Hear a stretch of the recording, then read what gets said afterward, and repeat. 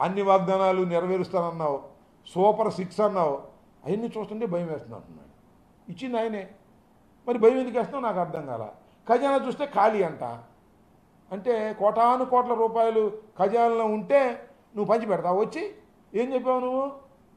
సంపద సృష్టిస్తా అన్నావు. ఏది సంపద సృష్టిస్తున్నావులే, అన్ని పథకాలు ఆపేసి ఆ సంపదను సృష్టిస్తున్నట్టుగా కనపడుతున్నాను.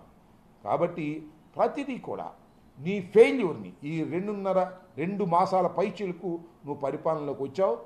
ప్రతిదీ కూడా ఫెయిల్యూరు, తీవ్రమైనటువంటి వ్యతిరేకత, ఎందుకు ఓటేశాంరా బాబు అని ప్రజలు పశ్చాత్తాపడే దశకు వచ్చినటువంటి సందర్భం ఇదని ఈ సందర్భంగా నేను చెప్పదలుచుకున్నాను.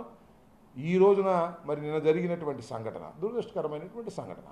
దానివల్ల నిజంగా మరి 90 లక్షల క్యూసిక్ వాటర్ కిందకు ఫ్లో అవటం వలన మరి తుంగభద్ర డ్యాంలో ఉన్నటువంటి వాటర్ మొత్తాన్ని చాలా వరకు ఖాళీ చేయాల్సి ఉంటుంది. ఎందుకంటే ఆ గేట్ను రిపేర్ చేయాలి అంటే ఈ సీజన్లో రిపేర్ చేయలేరు కాబట్టి, వాటర్ లేనప్పుడు మాత్రమే రిపేర్ చేయగలుగుతారు కాబట్టి చాలా వాటర్ వృధా అయ్యే పరిస్థితి ఉంది. అదంతా శ్రీశైలానికి వస్తుంది, శ్రీశైలం నుంచి నాగాయన సాగర్కి వస్తుంది, నాగాయన సాగర్ నుంచి పులిచెంతలకు వస్తుంది, పులిచెంతల నుంచి సముద్రంలో కలిసిపోద్ది.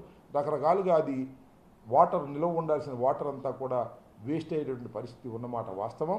దీనికి మనకు కూడా నష్టం జరిగే మాట కూడా వాస్తవం. దీనికి ఏదో జగన్మోహన్ రెడ్డి గారి సైడ్ ఎఫెక్ట్ అని జగన్మోహన్ రెడ్డి గారి మీద నెట్టేసి చేతులు దులుపుకోవాలనేటువంటి ప్రయత్నం దయచేసి చేయవద్దని, ఇది ఉమ్మడి ప్రాజెక్ట్ అని కర్ణాటక ప్రభుత్వం, ఆంధ్రప్రదేశ్ ప్రభుత్వం 2 కలిసికట్టుగా సెంట్రల్ వాటర్ కమిషన్ యొక్క ఆధిపత్యంలో జరిగేటటువంటి ప్రాజెక్టు.